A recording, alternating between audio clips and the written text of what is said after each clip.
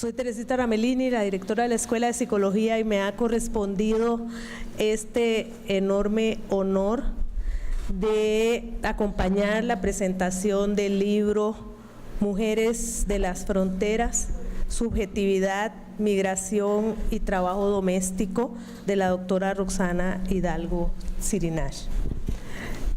Roxana es psicóloga, psicoanalista, especialista en el campo de las relaciones entre psicoanálisis, feminismo, teorías de género y teoría crítica.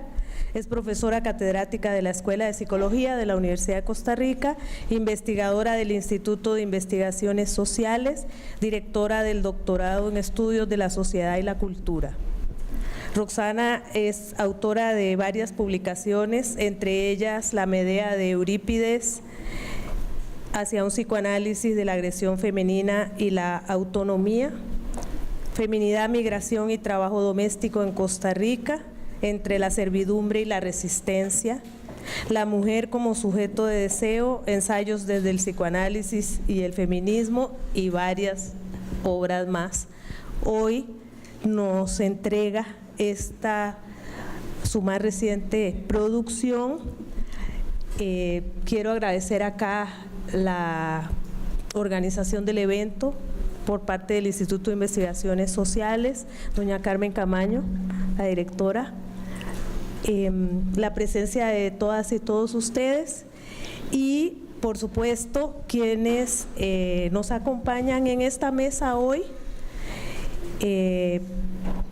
La doctora Priscila Echeverría Alvarado, directora del posgrado en Psicología de la Universidad de Costa Rica, la doctora Montserrat Zagot Rodríguez, directora del Centro de Investigación en Estudios de la Mujer, CIEM, de la Universidad de Costa Rica, y la compañera Olinda Bravo Ramírez, de la Red de Mujeres Migrantes Nicaragüenses y conocedora en profundidad de la temática del libro que Roxana nos entrega hoy.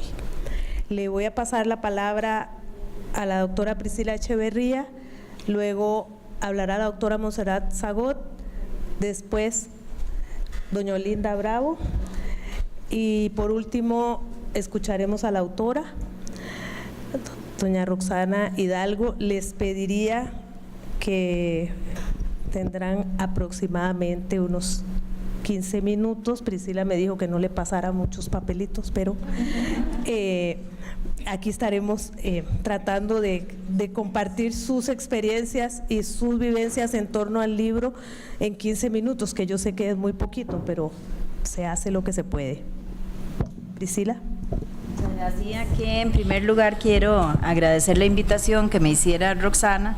Esta ocasión es realmente titánica, además, ¿verdad? Sacar un libro, publicar un libro y es de una alegría tremenda.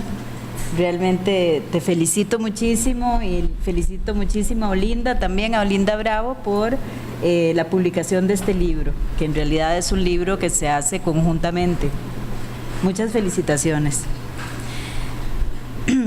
Bueno, cuando abrimos un libro sobre el tema de migraciones o de trabajo doméstico, generalmente esperamos encontrar cuadros, gráficos, barras, curvas. Esperamos proyecciones numéricas que efectivamente nos revelan decisiones políticas de las naciones. Pero los números no nos dicen nada de las vivencias de las personas. A lo sumo podemos imaginar esas vivencias, pero no vamos a pasar de alimentar nuestras propias fantasías.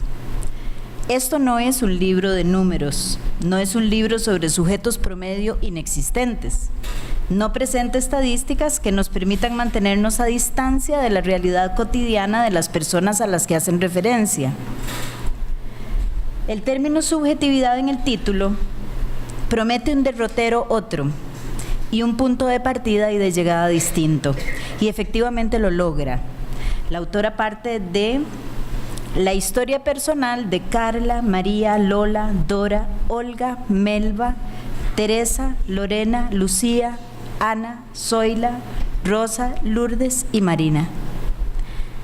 Al abrir el espacio para la escucha, ha permitido el fluir y la revelación de un saber que no se encontrará jamás en un gráfico o en una estadística.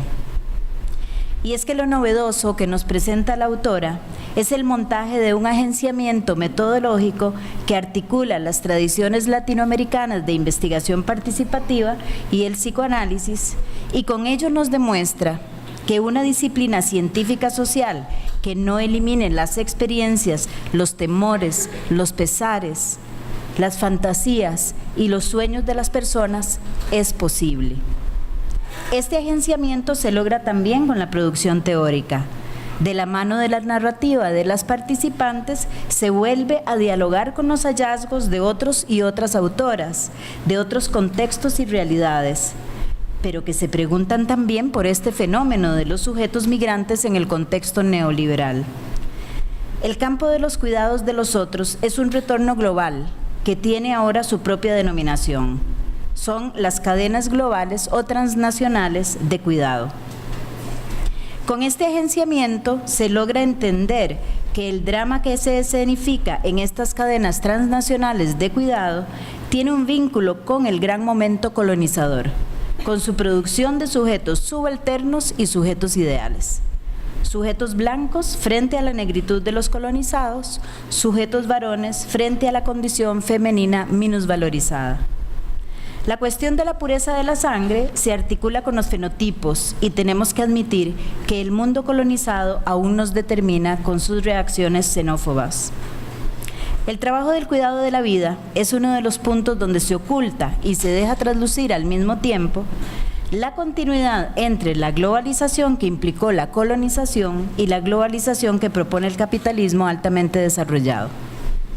La reproducción de la fuerza de trabajo y el manejo de los desechos humanos, entre comillas, adultos mayores y demás improductivos, debe ser invisibilizado, debe ocultarse al no ser asumido como un costo de producción, y un contingente de personas subalternas que llevan en su cuerpo ese estigma de otredad, mujeres, afrodescendientes, indígenas, y por tanto son también invisibilizadas en su condición laboral, serán las encargadas de tramitarlo.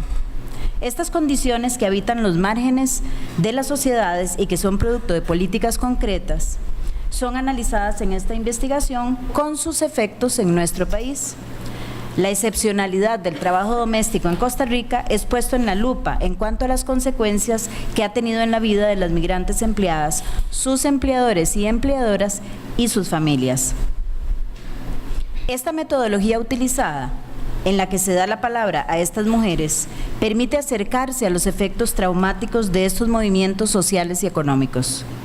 La autora nos obliga a situarnos en los límites de la experiencia, en los bordes y desbordes, en el decir de lo vivido y en lo que no se alcanza a decir. No nos ahorra dolor al transcribir este decir de estas mujeres. No introduce ninguna estética clásica, por cierto. Por eso leemos frases cortadas, repeticiones, momentos en que la palabra trastabillea y tenemos que soportar esa literatura que estorba, que no fluye, porque eso nos habla de los límites de la palabra y el lenguaje. La palabra nunca alcanza la experiencia, se queda corta. En esos quiebres, en esos pliegues, se asoma la angustia, se toca, se palpa, quedamos expuestos y expuestas a ella.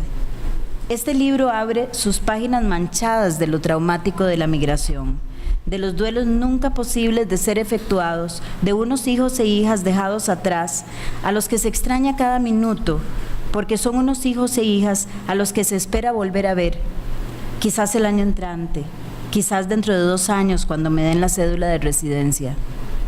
Y persiste ese duelo nunca efectuado por los padres, los tíos, los abuelos, las tías, las abuelas y por una patria a la que se quiere volver. La maternidad, convertida en agujero, es rápidamente llenada con el amor de los hijos e hijas de otros en el país de llegada, la que finalmente también siempre les será arrancada. La maternidad, que es signo de identidad femenina en estas mujeres, les es doblemente escamoteada. La situación legal no muestra clemencia. Los números de indocumentados aterran a unos y otros y son materia de cálculo para quienes requieren mano de obra barata. Y el efecto es una condición de vulnerabilidad.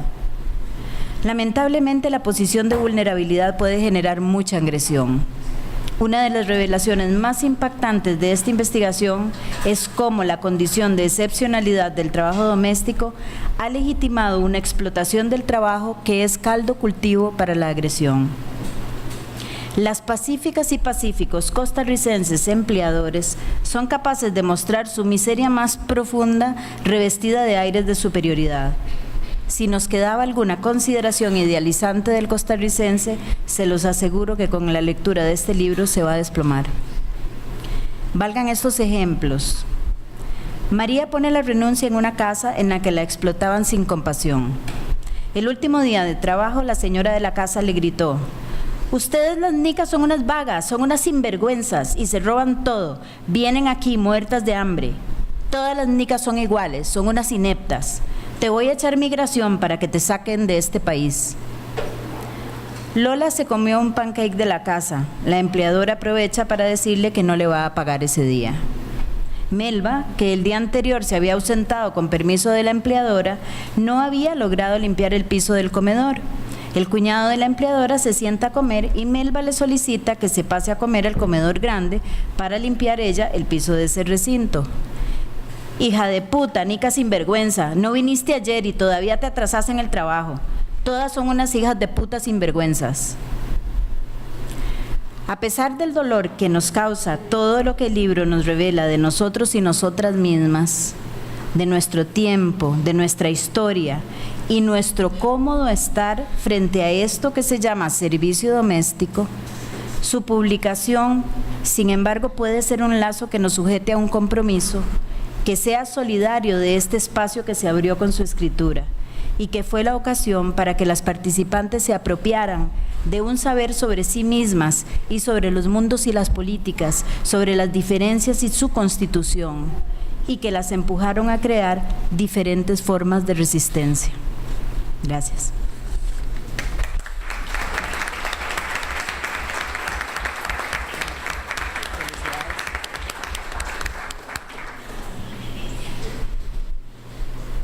Gracias, Priscila. Le paso ahora la palabra a la doctora Montserrat Zagot. Muy buenas noches a todas y todos. En primer lugar, agradezco muchísimo a Roxana la oportunidad que me brinda para comentar este libro tan importante, y también agradezco a las compañeras de Astradomes y de la Red de Mujeres Migrantes que están acá presentes por sus contribuciones a este libro. Creo que este libro es muy importante porque nos brinda luces, no solo sobre las migraciones sur-sur, que como dice Roxana es un tema no tan investigado, sino también por ahondar en las características particulares de las cadenas transnacionales de cuidados entre Nicaragua y Costa Rica. Y como ya lo dijo Priscila, también por traer las voces de las mujeres migrantes a esta conversación.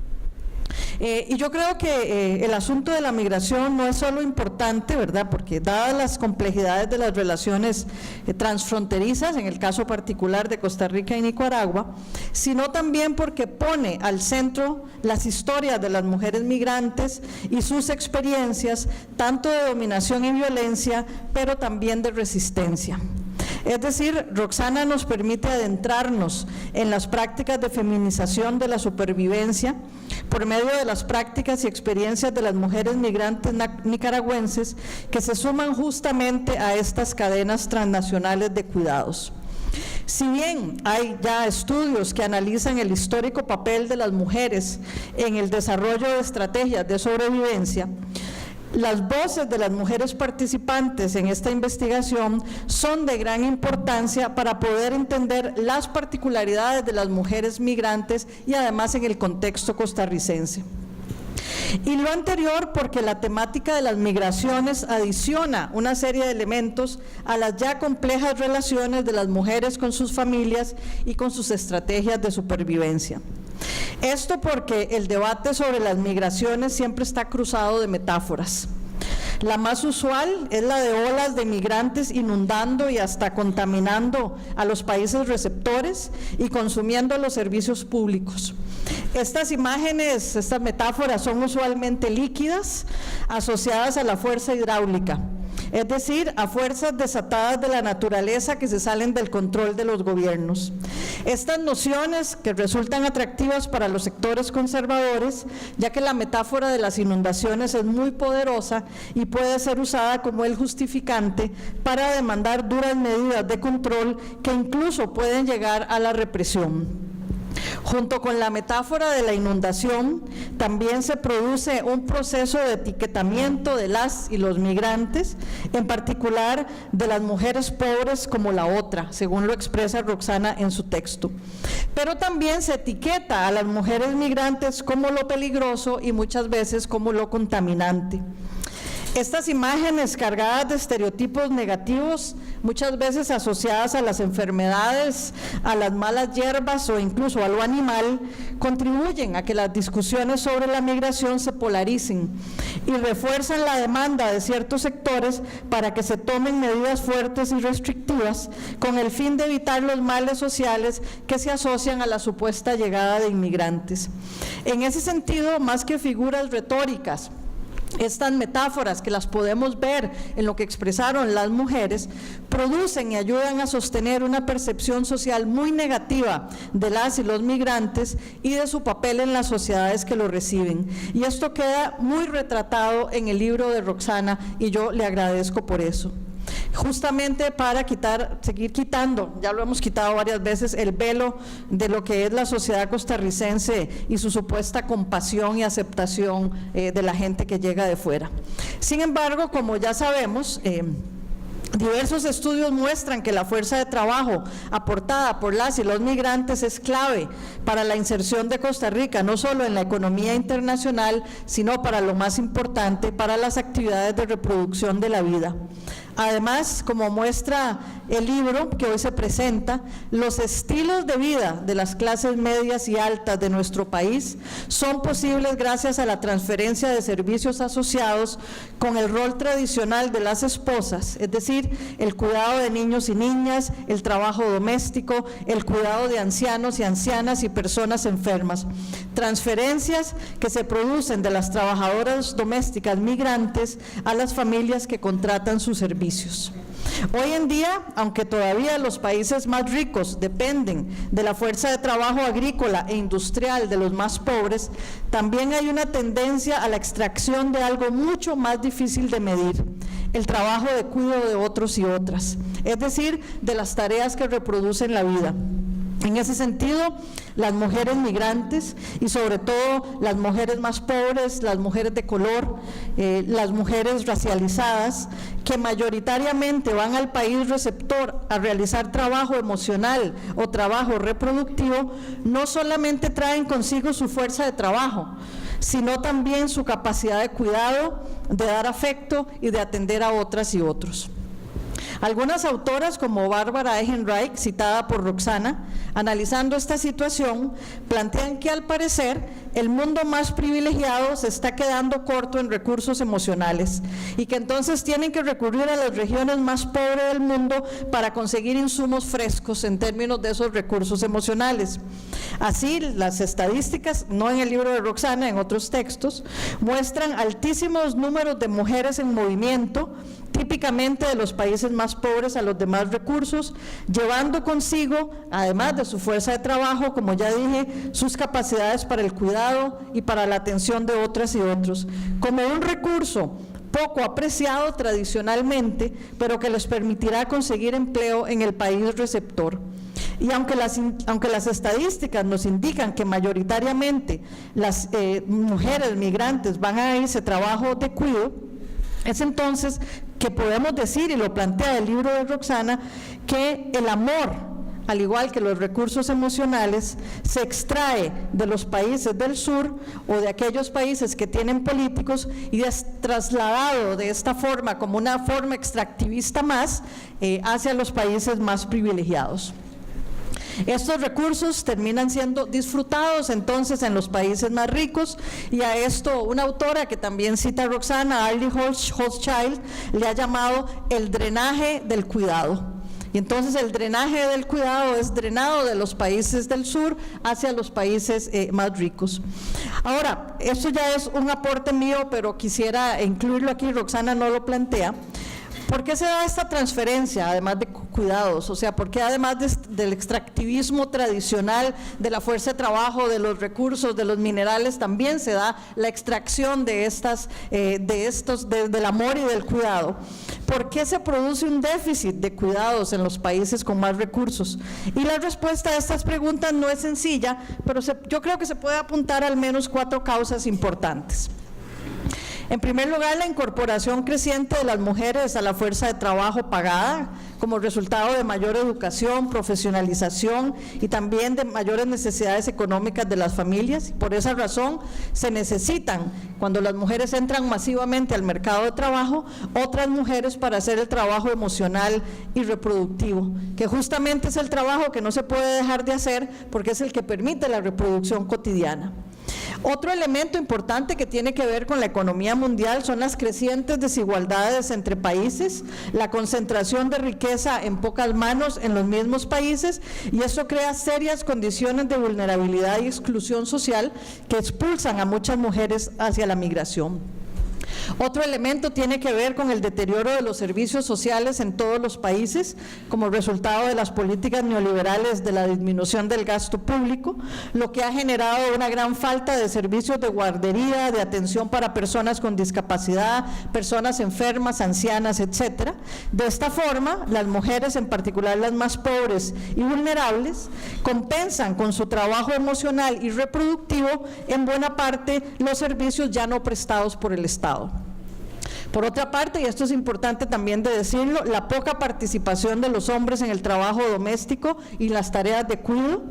En ese sentido, no hubo una inversión social proporcional ni una participación mayor de los hombres frente a la salida de las mujeres al trabajo pagado. Es decir, las mujeres salimos reclamando el espacio de lo público, salimos reclamando el espacio del mundo de la política y del trabajo, pero los hombres nunca reclamaron el espacio de lo doméstico, ni contribuyeron con mayor trabajo ni mayores tareas en el espacio de lo doméstico. En ese sentido, la presencia de las trabajadoras domésticas y de las cuidadoras migrantes les permite a las mujeres salir al trabajo pagado y a los hombres continuar con la irresponsabilidad paterna y con la falta de participación en el trabajo reproductivo. Es decir, estas cadenas transnacionales de cuidado incluso ayudan a reforzar los roles tradicionales y la división sexual del trabajo entre hombres y mujeres.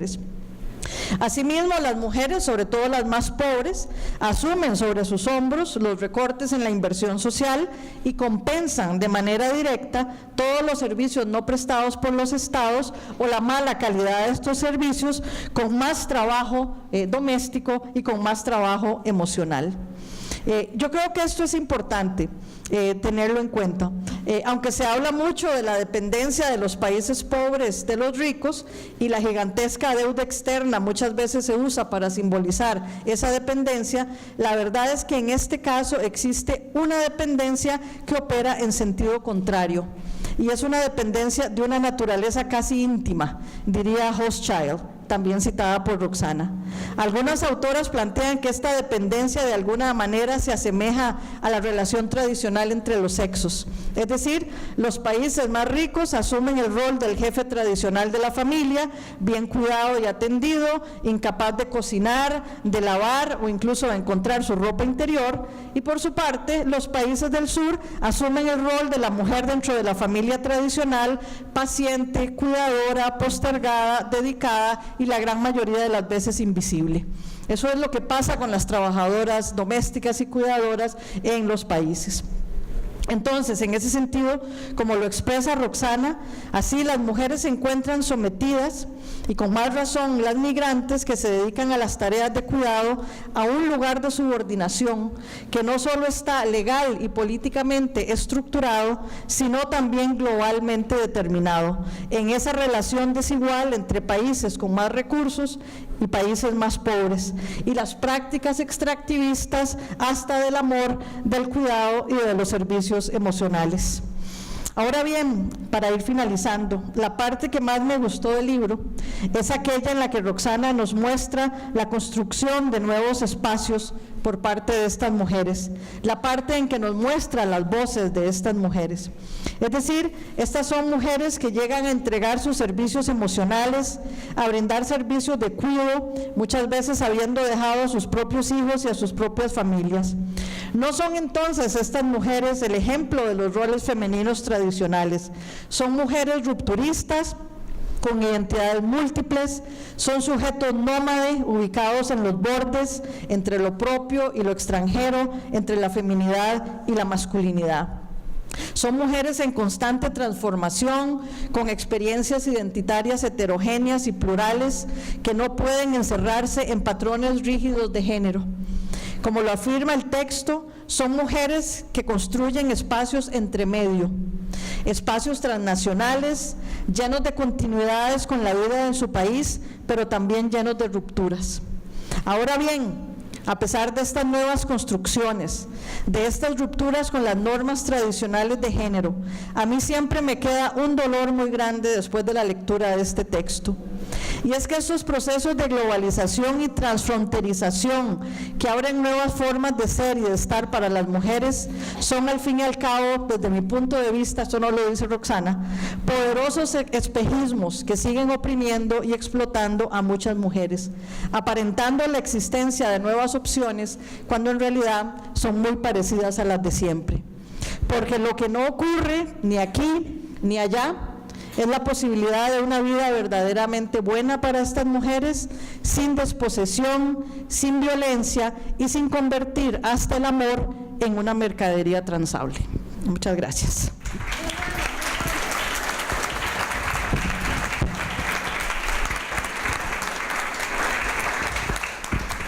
Muchas gracias, Montserrat.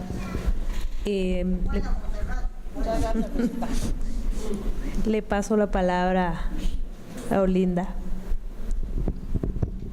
Muchas gracias por el espacio, Roxana, pero más de muchas gracias por visibilizarnos, por hablar no de estadísticas, ni hablar de números, ni hablar de mujeres migrantes, sino hablar desde nuestra propia experiencia, de haber estado, como decimos nosotras, chancleteando en los territorios y mirando las realidades que nosotras enfrentamos, porque a veces es bonito llegar y decir: voy a hacer un estudio, y desde un escritorio llegan a la oficina, me entrevistan, pero Roxana anduvo siempre con nosotras desde los territorios, viviendo, llorando y moqueando con nosotras y mirando las realidades. Entonces, muchas gracias por visibilizarnos como mujeres y por visibilizar nuestras luchas, ¿verdad? Porque no es fácil.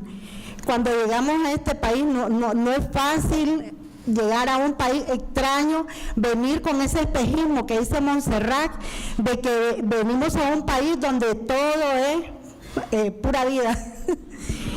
Sí, y de repente nos encontramos con ese espectro que no es pura vida la cosa, y que también creemos encontrar como mujeres el respeto, pero no lo encontramos, porque si ustedes analizan los roles que venimos a ocupar, son roles del patriarcado, porque la mayoría de las mujeres que venimos a este país, aunque tengamos una profesión, tengamos estudios, los roles que nos inserta este país es como trabajadora doméstica. Entonces, repetir el mismo rol, cuidar, mirar a las personas, y entonces, como mujer no me dejan crecer, pero entonces nosotras rompemos con esos esquemas, porque sí es cierto que estoy trabajando subordinadamente, pero como mujer comienzo esa lucha y esa rebeldía desde adentro, ¿verdad? Estoy en un hogar, pero entonces buscamos otras formas nosotras como mujeres para romper con eso, ¿verdad? Y comenzamos a organizarnos, es decir, sí, salimos de nuestro país, pero queremos avanzar más, no queremos quedarnos en siendo las pobrecitas, ¿verdad? Y creernos que en este país entonces no hay ningún derecho para nosotras porque somos trabajadoras domésticas. Y yo creo que eso es muy importante para nosotras como migrantes, comenzar a organizarnos. Y nosotros decíamos antes, pero ¿para qué organizarse? Yo creo que la organización da poder. Y otra cosa que nos ha ayudado mucho a seguir adelante en esa lucha de resistencia como mujeres es la capacitación, capacitarnos como mujeres y comenzar a compartir esas realidades y darnos cuenta de que no somos las únicas que estamos sufriendo, porque a veces se quedan así como asustadas, porque las mujeres nacionales que no conocen sus derechos están igual o peor que nosotros las mujeres migrantes, porque vos llegas a una comunidad y si esa mujer puede tener una cédula y a veces se vende como un mito, bueno, si yo voy a tener una cédula en este país, mi situación va a mejorar. Falso, porque no ha mejorado la situación de las mujeres que son nacionales, que tienen una cédula y que tienen acceso a todo, entre comillas, ¿verdad? Porque si ella no conoce sus derechos, ella va a pasar peor que nosotras las mujeres migrantes. Y yo creo que algo muy importante que ha surgido, que Roxana, esa complicidad entre mujeres, ¿verdad? Que nos hemos ido juntando como mujeres. Y cuando comenzamos nuestro espacio, en nuestra organización, no miramos mujeres, no miramos nacionalidades, miramos espacios de mujeres cómplices resistiéndonos ante el patriarcado, ante esas imposiciones que nos ponen. Entonces, hasta en las casas comenzamos con las señoras cuando estamos trabajando a decirle, estudie. ¿Por qué no estudia? Sí, se quedan como así. Sí, ¿verdad? Hace como 3 o 4 años desde que me casé dejé la universidad, pero ¿por qué no? Si me falta un año, ¿verdad? Entonces, esas motivaciones y esas rebeldías a veces con las señoras las traspasamos. Y les decimos, pero ¿por qué usted es así? ¿Por qué no sigue estudiando? ¿Por qué no se rebela contra su esposo? A veces, a veces si un señor con una compañera le dijo, no, correme esa mujer, porque cuando esa mujer entró a trabajar, no, vos has cambiado mucho, vos me ponías los zapatos, las medias y todo en la cama, y ella ahora me decía, ahí está la gaveta, búsquelo y busque usted lo que se va a poner. Entonces yo creo que eso es súper importantísimo, que entre mujeres nos unamos, que no nos miremos diferentes, porque las fronteras las han puesto los hombres, las luchas de las mujeres las hacemos juntas.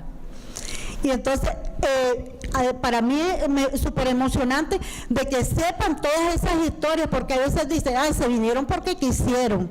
Y a veces ni nos preguntaron, ni nos dijeron, quieren migrar. Dijeron, migran porque ustedes son mujeres y ustedes tienen más oportunidades que los hombres. ¿Y qué pasa con esos hombres que se quedan allá?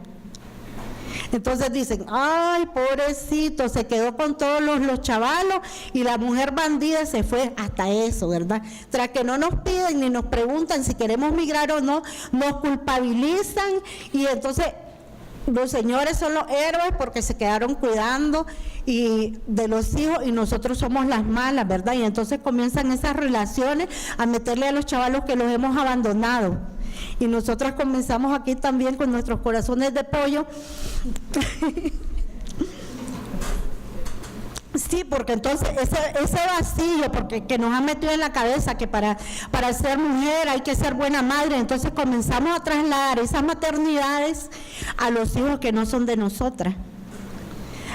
Y entonces cuando comenzamos a reunirnos en esos espacios como mujeres y comenzamos a analizar nuestra migración, que por qué migramos, a quitar esa desculpabilización, porque hasta culpables nos sentimos, y entonces comenzamos a mandar todita la remesa, porque yo dejé botado a mis hijos. Entonces cuando comenzamos y hacemos esos círculos de mujeres y comienza ese análisis de por qué migré. Qué lindo es cuando comenzamos esos procesos de desculpabilización y cómo ahí Roxana lo expresa en los libros, ¿verdad? Aquellos dilemas de que el otro año me regreso, pero como tengo que cumplir expectativas Y si no estoy organizada, entonces yo tengo que cumplir con mis hijos y tengo que cumplir con toda mi familia para poder regresar a mi país.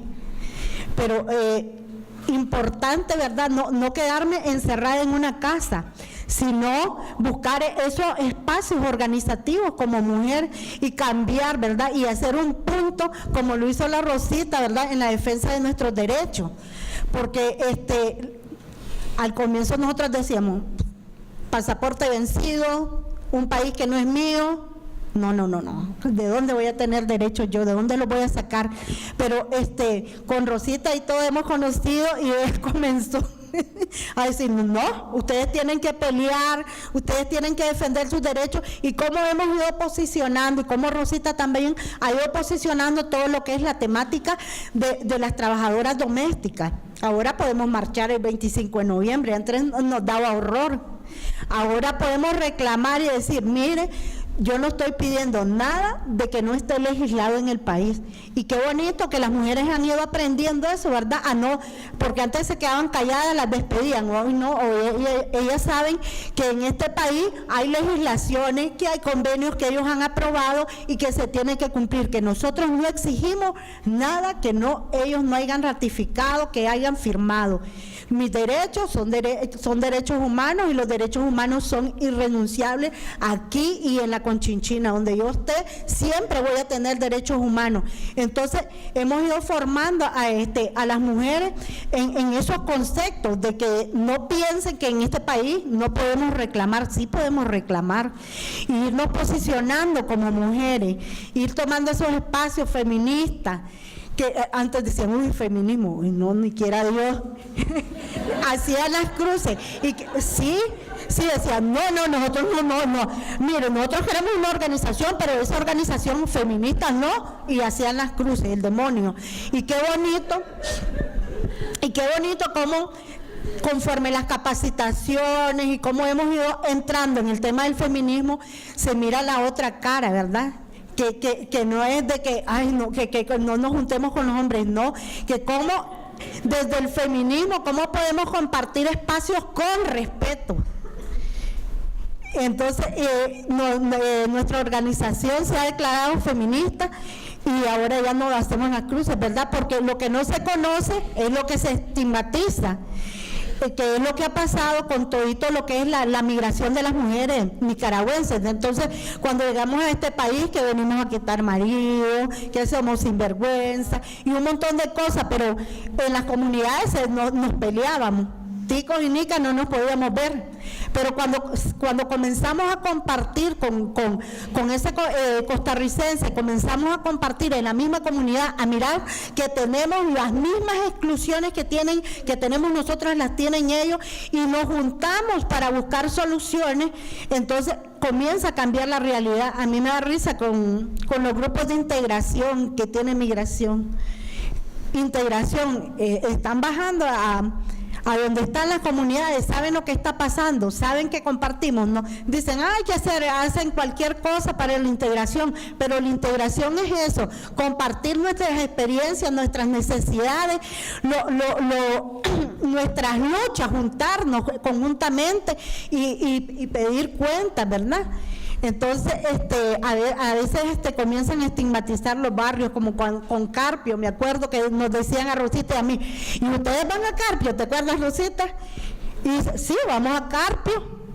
¿Y qué tiene? Y salen a las 10 de la noche, hemos salido a las 11 de la noche. Entonces yo digo que lo que no se conoce es lo que se va a estigmatizar y se va a comenzar a decir, no, qué horrible, pero no, estos espacios de convivencia organizativos nos ayudan a darnos a conocer y a compartir, y nos ayuda también a ir forjando luchas como mujeres, porque a veces yo siento que las señoras de aquí como más temerosas, no, pero es que entonces han ido aprendiendo esa agresividad en la lucha, porque las cosas a veces tenemos que plantearlas y tenemos que ponerlas, porque si nos quedamos queditas, yo creo que nunca hubiéramos logrado la aprobación del convenio, ¿verdad?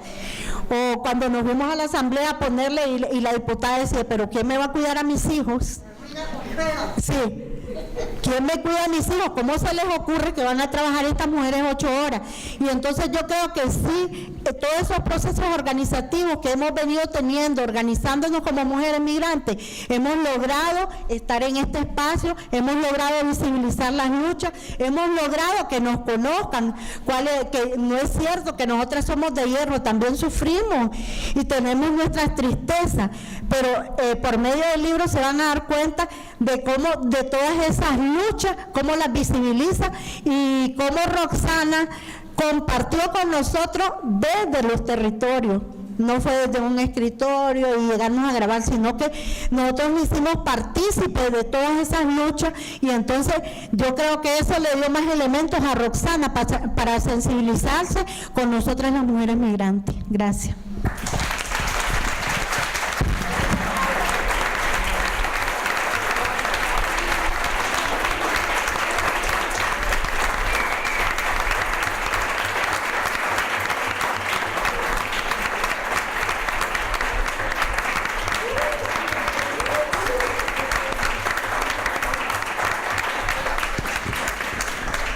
Muchas gracias, Olinda. En realidad nos queda mucho trabajo, pero han hecho mucho trabajo. Le paso la palabra a Roxana Hidalgo para que nos cuente desde adentro. Bueno, yo no tengo nada preparado para hoy, solamente quería hablar de lo que me nazca. Primero, bueno, agradecerle a las compañeras de la mesa, al Instituto de Investigaciones Sociales, a la Universidad, a la Vicerrectoría, a Claxo, toda la gente que ha apoyado, y bueno, sobre todo a Olinda y todas las mujeres que están detrás de esto, porque gente como Olinda, como Rosita, como Albaluz, como muchas compañeras de Astradomes y de la red de mujeres migrantes, que son las que le dieron la fuerza a este libro. Son las mujeres que me motivaron a escribirlo, mujeres con las que participé tanto en sus casas, en entrevistas, en historias de vida, en conversaciones, pero también en luchas, en plantones frente a la Casa Presidencial, en la Asamblea Legislativa, en la Mesa de Mujeres Migrantes y Refugiadas que organizamos durante varios años, ¿verdad? Y desde ahí luchamos por los derechos de las mujeres migrantes y refugiadas. Realmente en la lucha por la ley, que me tocó participar en esa época, de casualidad estábamos en esa lucha, estaban las compañeras que tenían realmente prácticamente desde el 91 pusieron el primer recurso de inconstitucionalidad contra por el tema de los derechos que no se cumplen. Es el régimen de excepcionalidad del trabajo doméstico, que es el único que existe de todos los trabajos, ¿verdad? El único que tiene un régimen de excepcionalidad es el trabajo doméstico, a ninguno otro, ¿verdad? Hasta la fecha el salario básico, salario mínimo, perdón, es de 180,000 más o menos, y el salario mínimo normal es de 260 o 280. Es una cosa realmente, o sea, es inconstitucional, pero la Sala Constitucional dijo que era constitucional. Entonces, bueno, y las 8 horas se lograron en el 2009, ¿verdad? Cuando aquí se logró el Código de Trabajo, las 8 horas en el 48, y desde antes ya estaban en otros regímenes las 8 horas.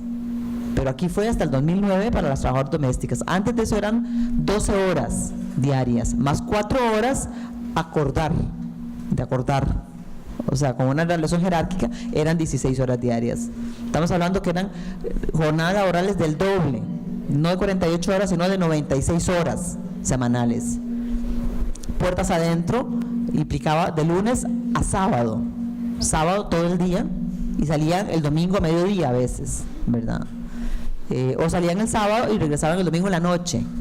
¿Por qué? Porque les daba la gana a las patronas que había que llegar a dormir, ¿verdad? O sea, esa es una situación realmente extraordinaria, digamos, la que se ha vivido desde el trabajo doméstico,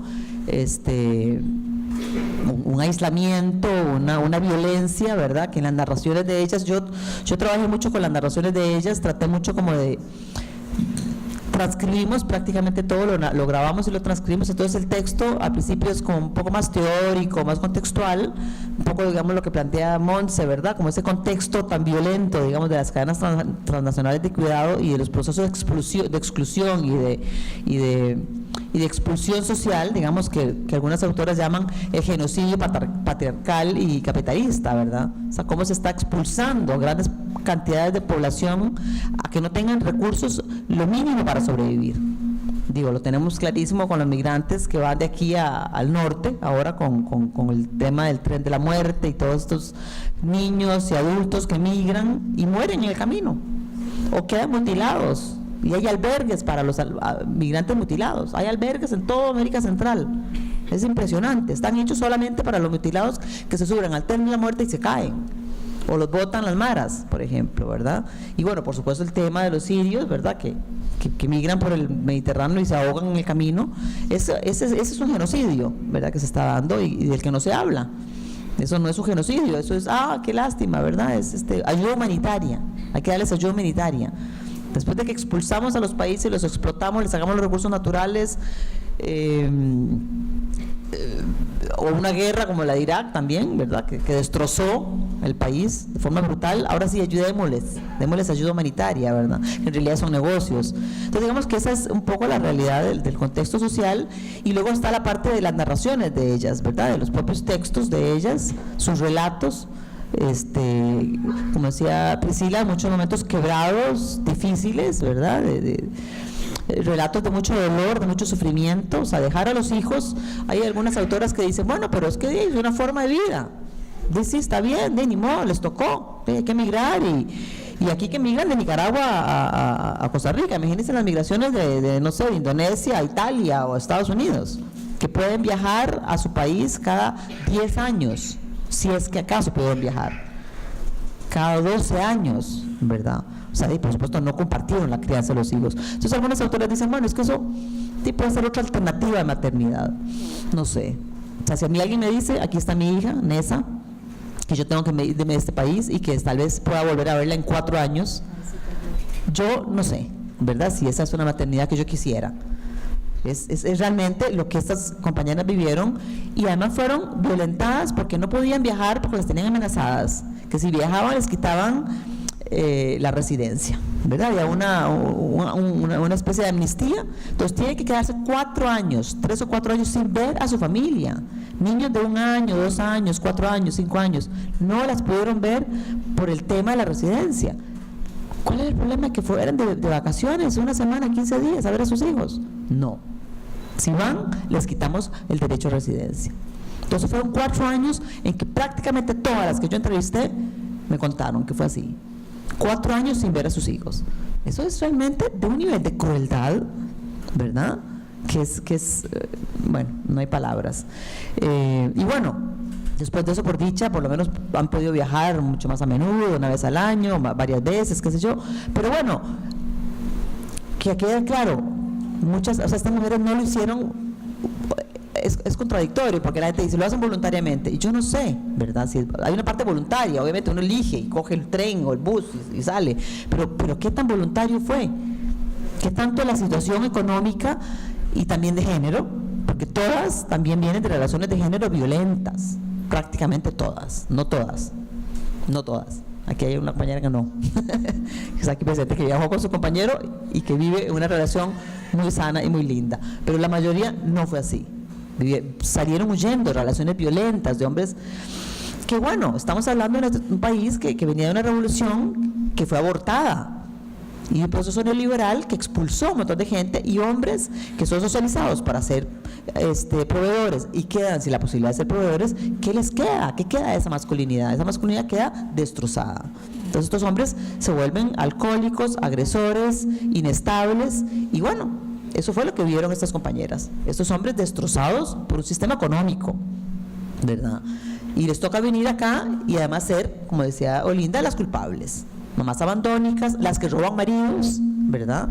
Las vagas, las ladronas, las ineptas, las nicas, toda la xenofobia brutal que tenemos en este país la han vivido ellas, y cuando estaban sin documentos ni se diga, ¿verdad? Porque además era esa creencia de que no tenían derecho a reclamar. Luego se organizan y se dan cuenta que sí, ¿verdad? Entonces hay una estrategia que ellas empiezan a utilizar, y es que, bueno, la patrona las echa y les dice, bueno, sí, si usted me acusa de que no le estoy pagando las prestaciones y yo le echo migración, entonces ella le dice, sí, llaman a la patrona y le dicen, échale migración, nosotros le echamos la caja. Usted tiene a esta trabajadora hace 4 años, 5 años, 6 años, no le pagó la caja, se la echamos, vaya a migración, vaya, échela, pero usted le cae la caja. Entonces, calladitas más bonitas, ¿verdad? Van y pagan lo que tiene que pagar, ¿verdad? Entonces, bueno, son situaciones que por supuesto que al principio no, ¿verdad? Redes de apoyo, no, estas mujeres llegaban a dormir al Parque La Merced. Mujeres a dormir al Parque La Merced, que no es lo mismo que un hombre que duerme en el Parque La Merced, ojo, ¿ah? Sí, claro. Es peligroso para todo el mundo. Pero una mujer que duerme en el Parque La Merced, ¿qué le puede pasar? ¿Ah? Imaginen ustedes pasar 1 noche, 2 noches en el Parque La Merced, hasta que alguien te diga, mire, vengas a mi casa, yo le ayudo, porque ahí era el lugar de encuentro de muchas de estas mujeres. Lo que narramos, se narran, ellas cuentan, las primeras épocas, además pasaban los domingos, que era el único día libre, en el Parque La Merced. Y entonces ahí se veía todo. Cumpleaños en el Parque La Merced, Navidad en el Parque La Merced, menstruación, ojo, menstruación, ¿qué haces con la menstruación? Hemorragia, corran a ver a dónde, porque hay que pagar por un baño, y si no tienes plata, entonces entre todas se tapaban entre ellas para que la mujer se cambiara el cótex en el Parque La Merced. Eso es la situación a la que ellas llegaron al principio, ¿verdad? Donde no había redes de apoyo. Eso ha venido cambiando, ahora hay organizaciones, hay, bueno, la experiencia de Estradome ni se diga, por supuesto, ¿verdad? Rosita cuenta, ¿verdad? Como al principio, por supuesto, no había nada, no se respetaba nada. Iba a donde las monjas que le daban cursos para trabajar domésticas, y las chiquillas de 14, 15 años llegaban ahí y las entregaban a los patrones y a las patronas. Con 14, 15 años, hace 20, 30 años. Cero el tema del trabajo infantil, eso no era ningún tema, ¿verdad? Y entonces ella llegaba a cuestionarlo, y por supuesto le echaban, ¿verdad? Hasta que ya a punta de lucha y de resistencia logró incorporarse, y Cefemina empezó a apoyar, y entonces estas mismas monjas empezaron a cambiar. Pero al principio no, las preparaban para que fueran buenas cocineras, supieran cómo cuidar a un enfermo, a un niño, pero jamás para que conocieran de derechos laborales, jamás, eso era prohibido. Eso no se hablaba ahí, no había derecho laboral de ningún tipo. O sea, esas chiquillas de 15 años iban prácticamente en condiciones de esclavitud, me parece a mí. Y si eran abusadas, violadas por el patrón, ay, mijita salada, ¿verdad? Entonces, bueno, esa es la historia del trabajo doméstico. Una de las evaluadoras del libro me dice, pero ¿por qué usted es tan negativa? ¿Por qué habla tan feo? ¿Por qué dice cosas tan feas del trabajo doméstico? ¿Por qué no dice cosas bonitas? Bueno, porque eso es lo que, ¿verdad? Tiene que haber algo más. Pues sí, yo cuento alguno. Entonces, claro, yo busqué en las entrevistas, en serio, hice el esfuerzo. Y busqué algunos casos interesantes, ¿verdad? De mujeres que respetaban los derechos laborales de las trabajadoras, y puse, pero son absolutamente excepcionales. Yo sé que no es un caso, no hablo de estadísticas, son 12 mujeres las que yo entrevisté. Entonces no es significativo, aunque yo creo que cualitativamente sí es significativo, que es otra forma de ser significativo, pero las patronas o patrones, y así uso esa palabra porque es la palabra que ellas usan, que respetan a las trabajadoras domésticas, son excepcionales. Yo las entrevisté a ellas hace 8 años, no creo que haya cambiado mucho, no creo que la ley se respete tanto, mucha gente ni siquiera se da por enterada, porque en esos momentos son 8 horas, 6 días a la semana, o sea, son 48 horas semanales y punto, lo demás son horas extra. Mentira, menos si son puertas adentro, ¿verdad? No sé, no, eso es y cuesta mucho porque, bueno, hay que hacer como ¿verdad? Como capacidad, como, no sé, campañas de divulgación, algo más fuerte, pero que hasta ahora no se ha tenido los recursos para eso, creo yo. Que hay que hacerlo, porque realmente pero bueno, es un poco, el libro trata como de contarte un tema que no es tema, ¿verdad? Porque es como, bueno, la mujer cuida, las trabajadoras domésticas cuidan, pero eso en muchos casos no ha sido temática de investigación, ¿verdad? Se empezó a trabajar y a nivel de las cadenas norte, digamos, se trabaja más las cadenas transnacionales, las cadenas sur-sur o norte-sur también, pero sur-sur, digamos, ¿qué pasa? Porque entre América Latina hay migraciones entre países, ¿verdad? Transfronterizas, que son muy fuertes, bolivianos a Argentina, peruanos a Chile, guatemaltecos a México, por ejemplo, ¿verdad?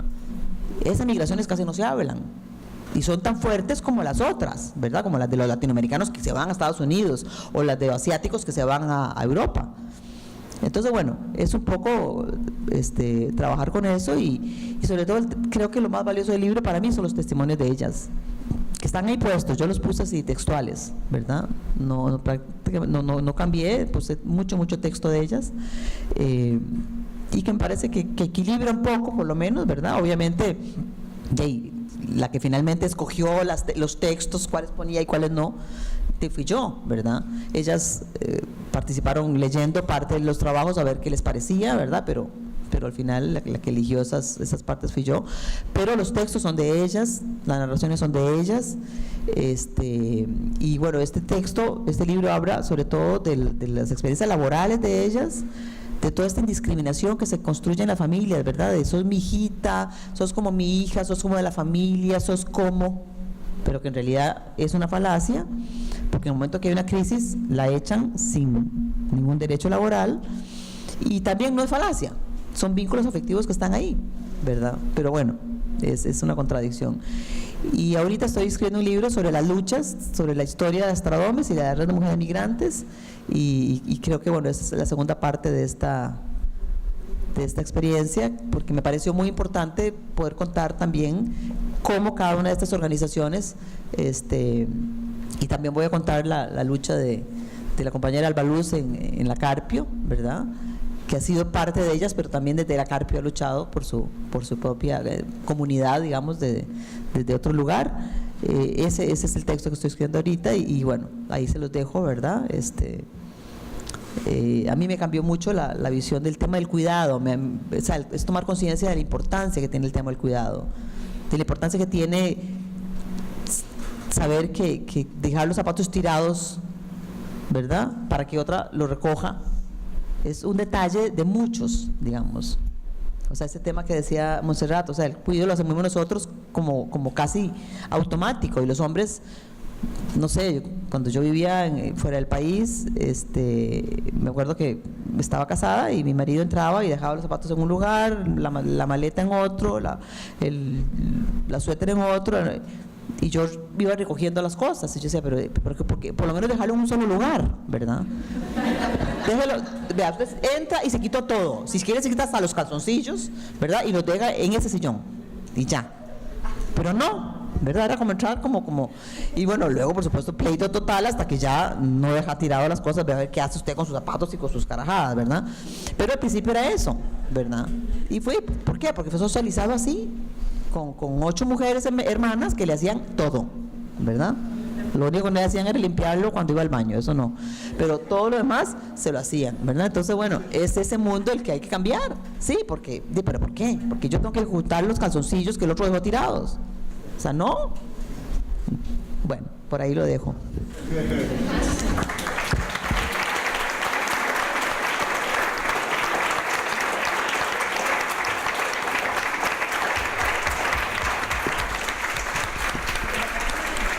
Muchas gracias, Roxana.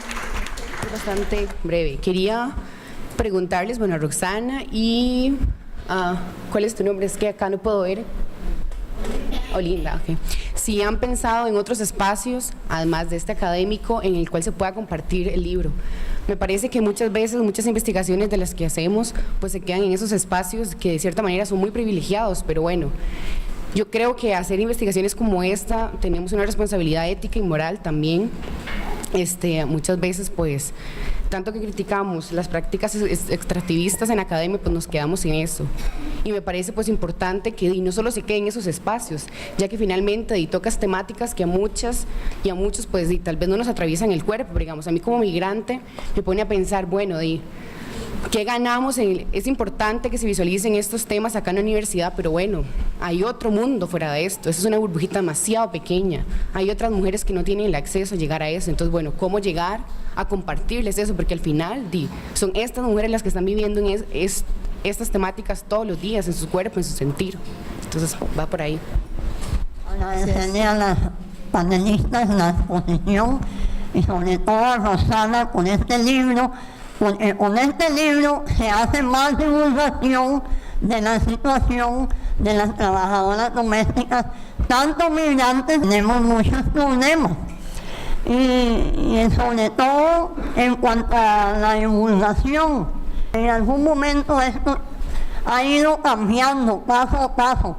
Como decía Rosana, en 1990 nadie sabía de nosotras, nadie le importaba a nosotras su mal proceder, no, nadie sabía. Al principio nos decían, ¿qué es lo que van a hacer esas viejas vagabundas? ¿De dónde inventaron esa ley cuando ya había un código? Estas mujeres van a pedir un horario de 8 horas y un día libre a la semana en los feriados. ¿Cómo vamos a hacer nosotras? Decía la empleadora. Con los maridos y los hijos. Cuando una lucha dura, 18 años para que la ley se cambiara. Manda la palabra, ¿verdad? 18 años. Entonces, hoy día nos alegramos las compañeras y nosotros de este libro que va a informar más todavía de la situación. Y en cuanto a los empleadores y empleadoras, que hagan conciencia, tengan conciencia de que las trabajadoras somos seres humanos, no somos robots.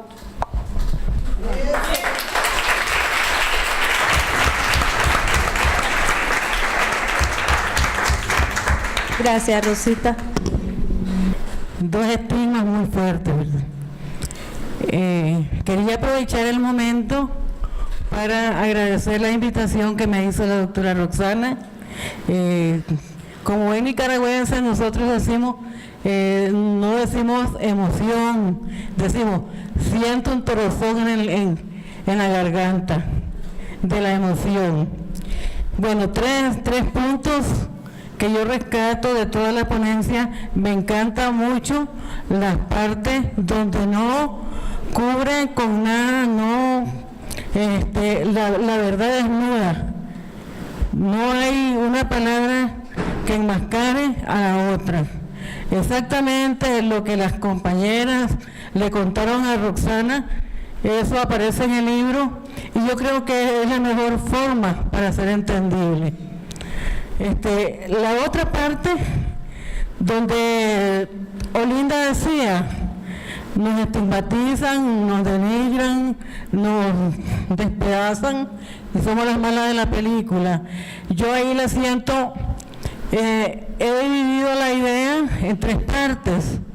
Primero, que la verdad hiere, duele y siente mal a los hacedores, a las hacedoras.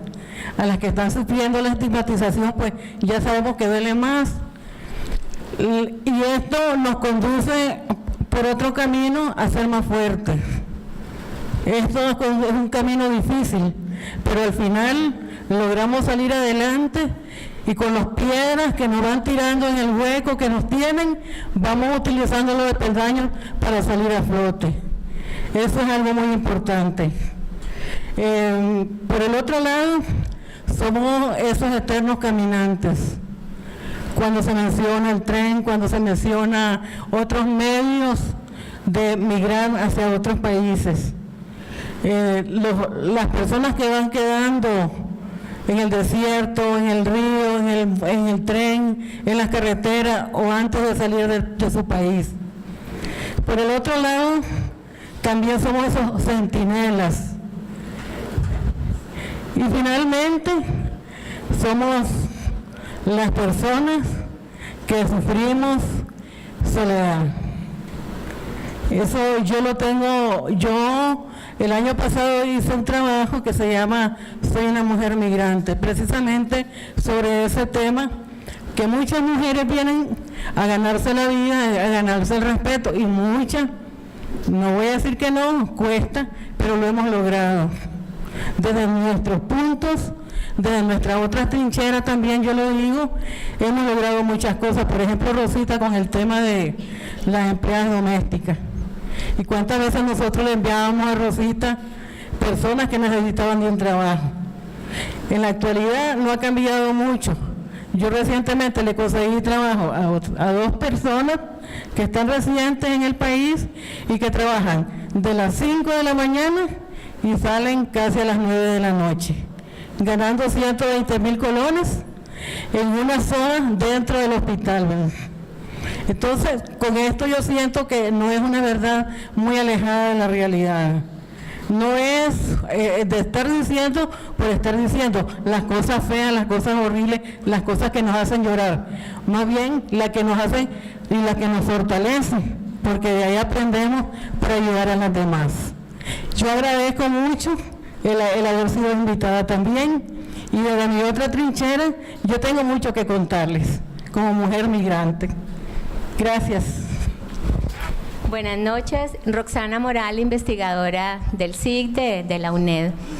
El título del libro dice Mujeres de las fronteras. Y las fronteras son los límites que definen esas fronteras, límites que dividen, que separan, que fragmentan. Y lo que Roxana nos ha invitado aquí a compartir con ella es Fronteras sin Límites, donde estamos acá compartiendo sueños, sufrimientos, desarrollo de afectos, y todo eso metodológicamente, Roxana, me encanta que lo visibilices y como, digamos, investigadoras, mujeres que estamos trabajando estos temas también, nos dan más fuerzas para luchar por esa investigación en la cual no es, aparte de lo cuantitativo, no es que no tenga validez lo cuantitativo, por supuesto, pero dándole, resaltando y destacando esas necesidades, esos problemas, esos sentimientos. Yo creo que desde mi punto de vista, desde mi práctica investigativa, es valiosísima.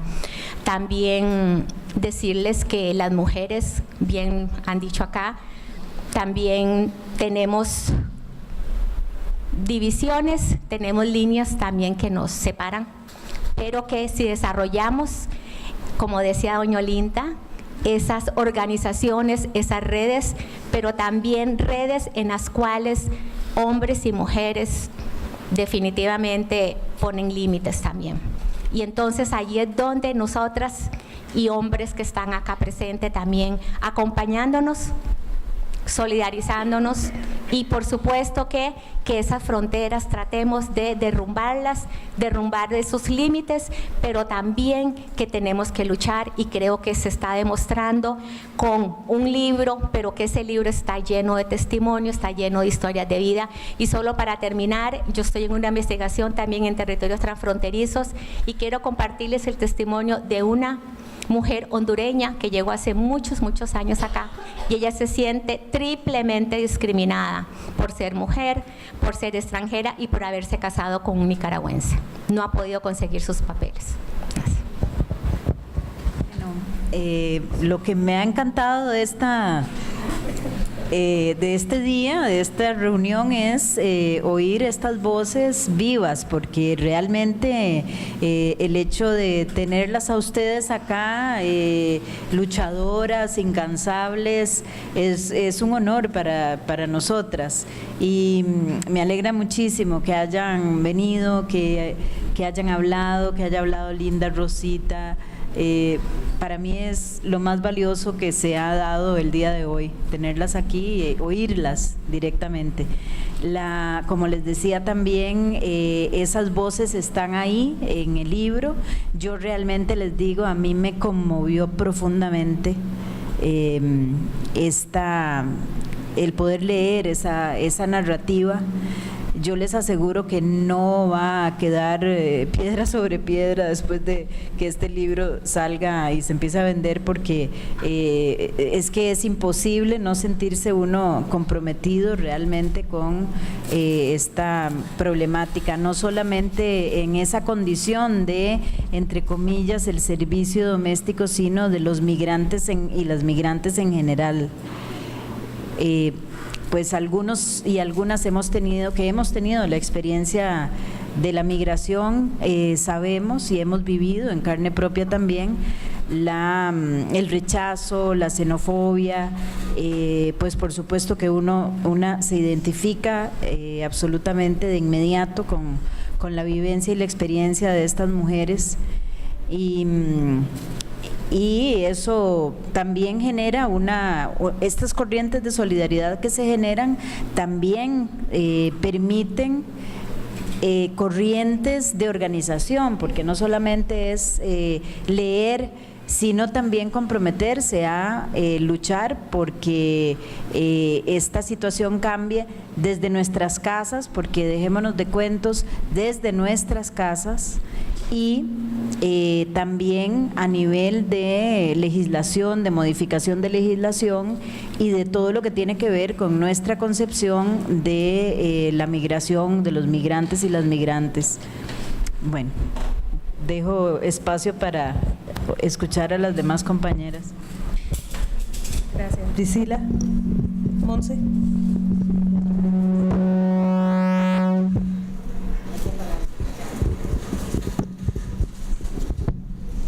Bueno, muchas gracias. Yo también quisiera decir que justamente la dinámica que se ha dado en la noche de acá con la participación de todas las compañeras que ya sea que fueron entrevistadas o que forman parte de las organizaciones a las que Roxana hace referencia en su documento, yo creo que refleja muy bien no solo la estrategia metodológica que se siguió, sino también la forma en la que Roxana, digamos, construye su pensamiento crítico, pero que es un pensamiento crítico directamente comprometido con la realidad, directamente involucrado con las participantes.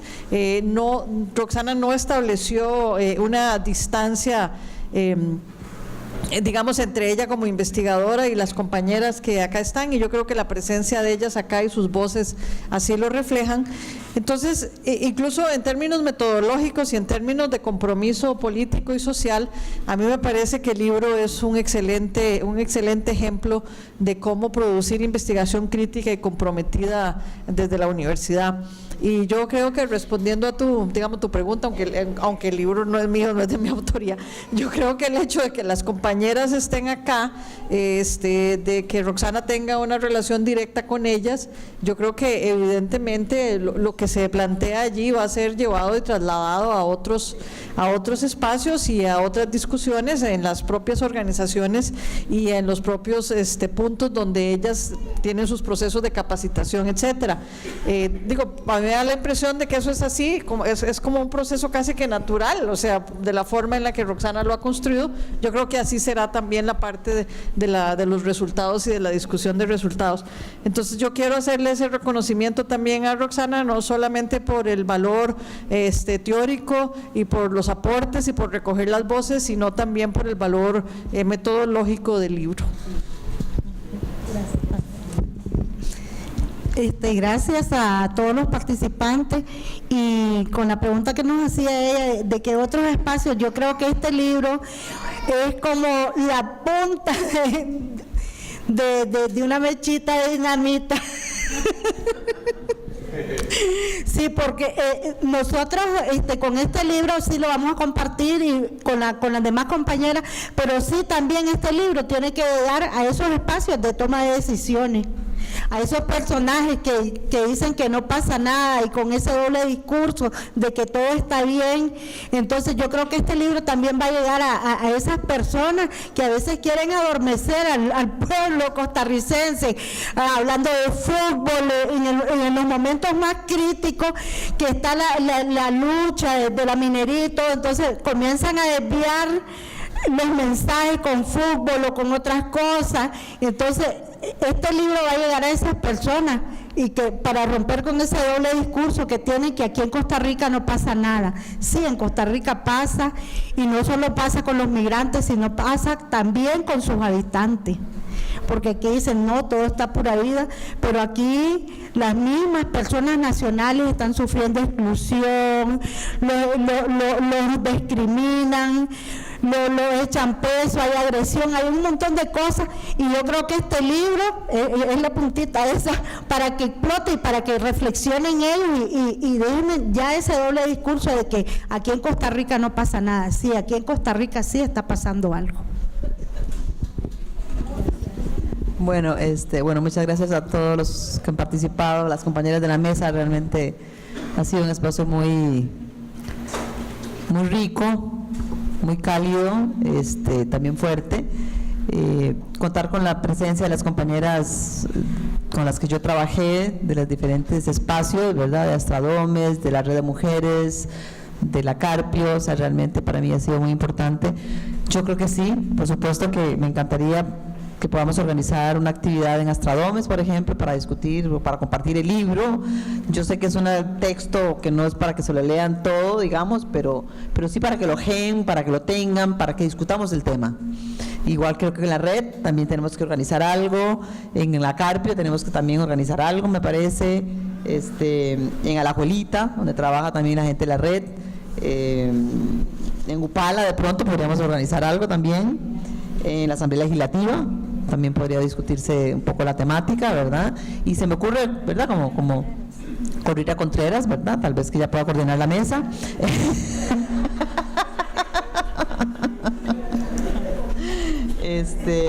Y sí, creo que discutiendo estas temáticas y otras, cómo ser solidarios con Nicaragua, no sé, es terrible lo que está pasando en Nicaragua en este momento, es realmente muy doloroso, muy trágico, ¿verdad? Con todo lo que se ha vivido, con lo que han luchado. Sí sé que el libro que estoy escribiendo con mujeres líderes de la red y Astradomes nicaragüenses, no solamente nicaragüenses, pero algunas de ellas son nicaragüenses, muchas ya vienen de la lucha de la lucha sandinista. Y yo creo que esa fuerza, incluidas Olinda y doña Albaluz, vienen de esa lucha. Y esa lucha la llevan en su cuerpo y esa lucha la han continuado aquí, ¿verdad? Esa lucha no está muerta, esa lucha está aquí, está acá y está allá también. O sea, la gente que luchó por la revolución sigue luchando en muchos espacios diversos, con muchas dificultades, allá y aquí. Entonces, nada más eso. Y muchas gracias.